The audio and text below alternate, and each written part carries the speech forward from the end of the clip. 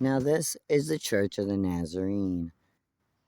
I have been coming here for the food bank for over a year. There is a woman who is constantly here, a lady named Yvonne. She is present at Catholic Charities, Cape Hope, a plethora of places where the homeless people go. And according to all of those employees, she works for Cape May County Social Services, part of the Division of Human Services, which operates in Rio Grande, New Jersey, Cape May County. Now, she is well aware that I am a trans guy, and she has known this fact for a very long time. She was informed of this last freaking year multiple times as she misgendered me and humiliated me repeatedly, despite me repeatedly reminding her in front of my neighbors and people in the general public. Last night, three very polite and respectful police officers from Wildwood came and told me that they were willing to take me to a warming center because it was code blue, meaning that the weather was below 32 degrees or 32 degrees or below, as me and my service dog were sitting at Wawa in Wildwood, New Jersey.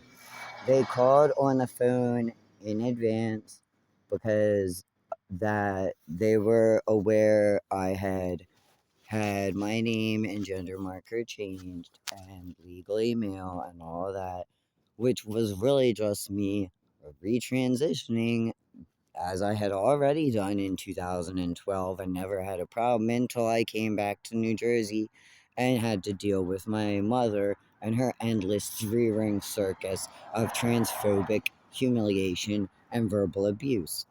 Yvonne knows that my driver's license states male on it, that I have a male name, that I am legally a guy. And then today, oh man, dealing with her directly, unbearable. Regardless, last night the police called and asked, uh, as far as the warming center policy, to where I would be staying last night. And they were informed of a certain door to put me in for a certain room that I would be to sleep in, which accessed me only the women's restroom.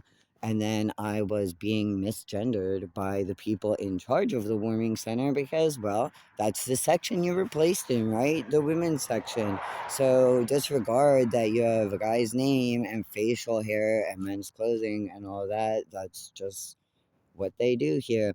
And then today I was trying to figure out how am I going to get to either the pharmacy to pick up my medication, which has been waiting for me, or back to my friend's house, which I was within walking distance of and along a bus route yesterday. But now I'm on this road, which no buses go up or down. I have no ride because the friend I was going to visit is wheelchair bound. And then in front of the fare free driver, all the other civilians and employees of the warming center, Miss Yvonne loudly proclaimed that I had came from Wildwood, but that wasn't where the fare free guy was heading. So she, uh, I guess you could say, not exactly instructed, but suggested that he not drive me to either of the places I actually had business to attend to, as well as repeatedly referring to me as she, despite this being against my driver's license.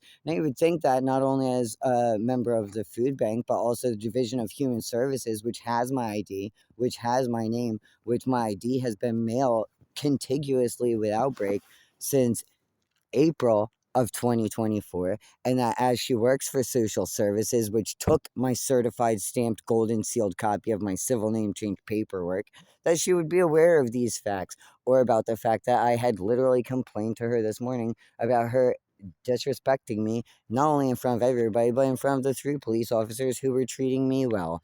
And yet she is, for some reason, determined to embarrass me in public, announced to people what my previous license had stated as my gender, despite that being in opposition to my gender identity, in opposition to my New Jersey State Motor Vehicle Commission issued identification, as well as my presentation, which kind of is a HIPAA violation because when you really think about it, considering the fact that being transgender involves medical care to change your gender, she have outed my medical condition as well as other information publicly in front of a bunch of people that I didn't sign no HIPAA consent form for her to release it to. It was disrespectful. It was rude. It was unkind. It was the least charitable thing that has ever happened to me in the name of so called helping people. And yet, that's how Miss Yvonne operates. And I'm really wondering whether it's good for her to be on the board of all these places when she has such a complete disregard, not only for, I don't know, basic human feeling, but also New Jersey law against discrimination, state and federal laws. If she is unable to obey state and federal laws, perhaps she should not be in a position of authority against people who need assistance.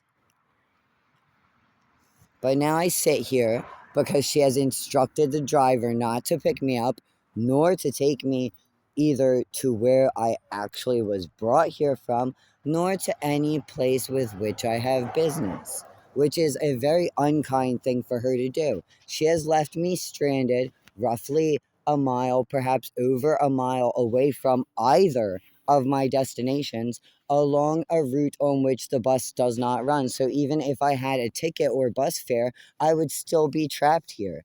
I have a herniated back discs, intervertebral discs. I have a Schmorl's node. I have osteoarthritis. I have an osteophyte complex in my neck. I do not have the ability to carry or push my items to either of the locations where I have business at. And yet she has instructed fare free not to take me to where I was brought from, nor to take me to pick up my medicine. The fact that she acts like this is disgusting. It shows an utter lack of disregard for other people's well being, as well as just being pretty freaking cruel to the people that you're allegedly trying to help. And I'm really wondering what I have ever done to her to deserve such a treatment that she would loudly be announcing things related to my medical care in front of a busload of literal civilians. The fact that she disrespected me, went against my state issued identification, loudly embarrassing and publicly humiliating me in front of other people when I've never done anything to her. And then, furthermore, to instruct the guy responsible for transportation not to transport me to my destination. That is disgusting. That is cruel. That is ignorant and rude and just basically it's just every kind of nasty that you can think of. It's just nasty in every kind of way. So now I'm sitting out here. Based on the sensation in my hands, it's probably still less than 32 degrees. And she instructed the guy not to take me. This place is really something else. This is really something like I have never seen before. I have never been so revolted by the activity of another human being as I am by the social services worker who has full access to all my documents, sticking her hand in every pot the homeless can get to try and get assistance, and then just did that to me. It's unthinkable. Literally unthinkable.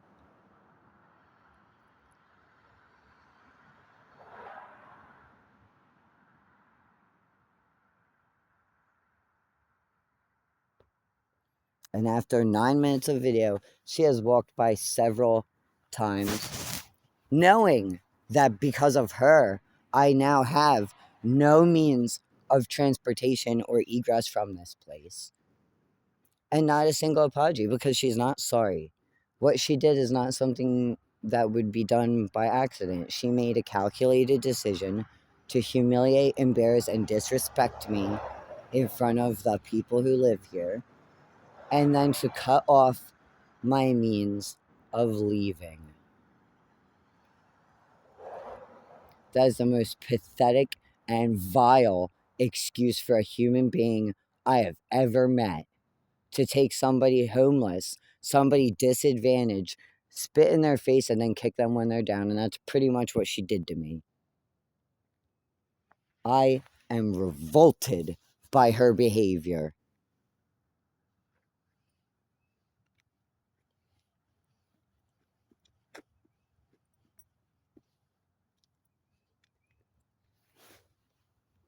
She's a disgusting person. She is a vile, heartless person who not only violated common decency, but also New Jersey state law, which she apparently has no regard for, no consideration of, no intentions of obeying this law.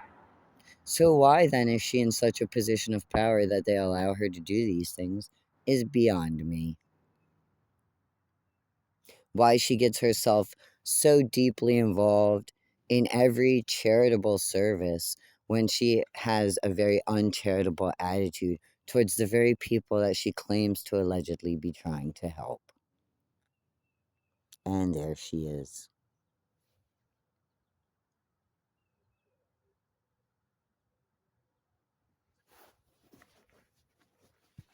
Isn't that lovely, folks, when you get in a nice warm vehicle after you've immediately cut off the ability of somebody else to get into a vehicle and go to their place that they need to be? So charitable, so giving, so generous. Such a lovely assistance to offer people the ability to use their herniated spine to push everything they own several miles away because they're not on a bus route and you have removed them from access to transportation that was supposed to be given to everybody after they were brought here as a quote unquote favor that they never asked for. It boggles the mind. It truly boggles the mind that somebody could be so inconsiderate, so rude, and so callous to the needs of other people as to purposely do such a thing as that. At this point, it's hard to ever say that I would really be surprised anymore, because very few things surprise me in Cape May County with these ongoing issues. It's not a surprise that she would do this. It's just a surprise that nobody seems to mind because everyone that she does this to is in such a disadvantaged position that they have literally no ability to do anything about it. Well, you actually told the bus driver not to drive me, as well as yeah. Actually, I heard you go against my identification. I heard you go against my identification on my driver's license, as well as instructing him. Well, I have it on video, ma'am. K35MTZ. And there you have it, folks. That's Yvonne herself. That is Yvonne herself.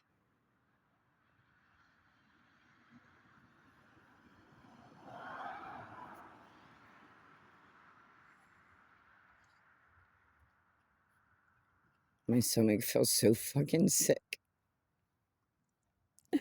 I'm continuously being treated poorly by these people. These people that say that they're gonna fucking help, and then they do shit like this. You heard her scream to talk over me, because she doesn't want to let me say anything. Screaming like a goddamn freaking hellhound or something. So you got to see the true face of Yvonne.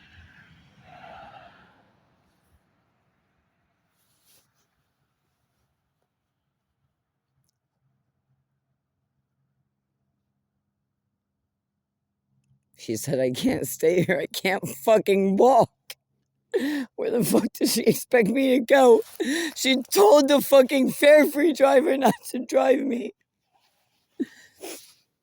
She told him not to take me to Wildwood, which is where they picked me up from. And then I said, I also have business in the village because I have medicine waiting for me at the pharmacy. She told him not to drive me.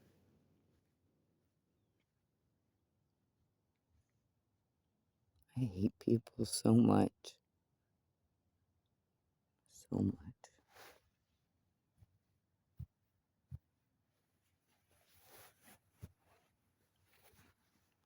I don't know what they expect me to do. I don't know how they expect me to move my items that I'm literally carrying because I have nowhere to put them. because I have no fucking underwear even because I left some clothes at my parents' house and they refused to ever answer the goddamn phone day after day after day after day.